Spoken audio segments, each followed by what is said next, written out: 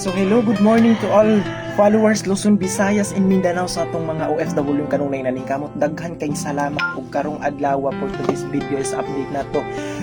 Makauli na gyud na og Davao. So finally guys, ugma first in the morning maka-flight na gyud ta going to Davao no na sa kadaghan na pagsulay nga niabot sa among kinabuhi diri sa El Nido start na pag-abot na mo diri after the 4 months nakasurvive ra gyud in taon talabaw na gyud sa 2 months nga wala ko'y trabaho pero nakasurvive gyud ta makaabot ta sa hantod sa pag-flight nato.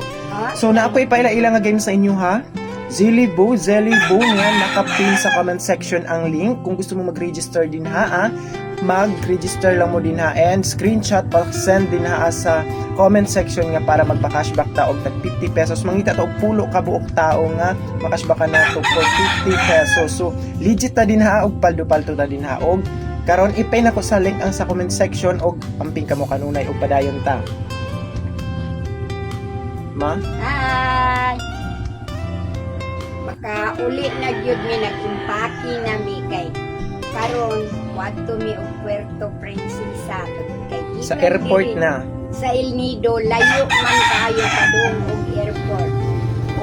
Ugma pa mi sa buntag mo adto sa Puerto dili naman mi kaabot sa amo ang flight is sa buntag ang amo ang flight mga dawa.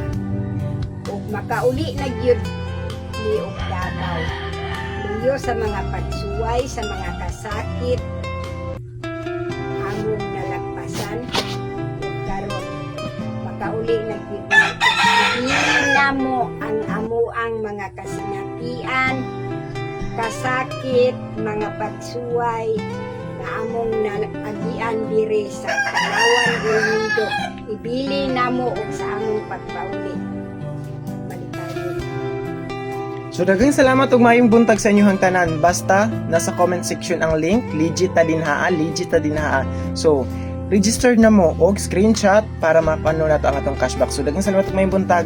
Happy day.